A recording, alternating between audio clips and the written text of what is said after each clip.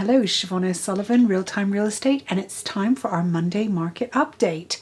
At our office meeting today, we learned that we were number one. We always like to rank high up there. Number one is great, so congratulations to us. Our sales in the office this week were pretty good. We have 10 new listings and we had about 6 closed sales. There were a lot of new listings that had come on board last week, so when they flush out and start to launch onto MLS, it's going to pump up the inventory, and that's great news for the buyers out there who are pretty starved for inventory and are waiting for the right home to hit the market.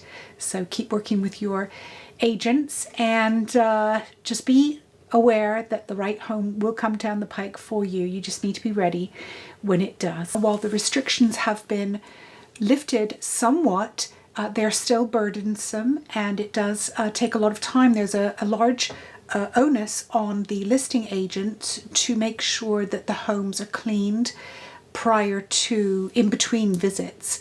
So prior to the next showing, we are noticing that a lot of agents, listing agents, are requiring that buyers are pre-approved and can prove proof of funds even before they're allowed to go into these homes. We are seeing multiple offers still, but beware that there are less in number and they're not going so wildly over as they were prior to the COVID-19 pandemic. So maybe one of the agents in my office had 17 or 18 disclosure packets requested, and that resulted in 2 offers, maybe 3, but still far less than what we're used to seeing when you see that number of disclosure packets requested.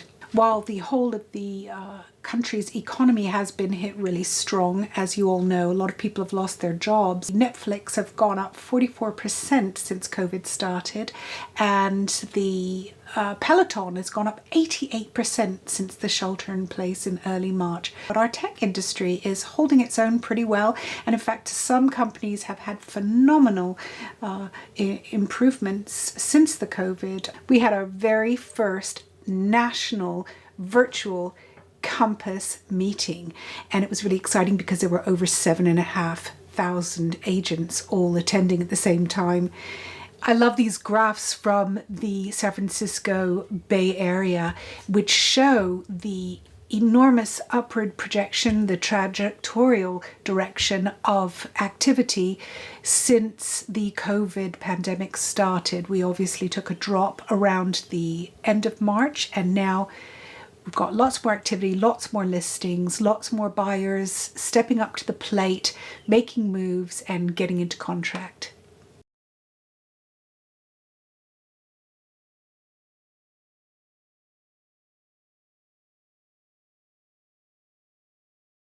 Thanks for joining me. Check in again for another edition of Real-Time Real Estate here in the Bay Area, Silicon Valley.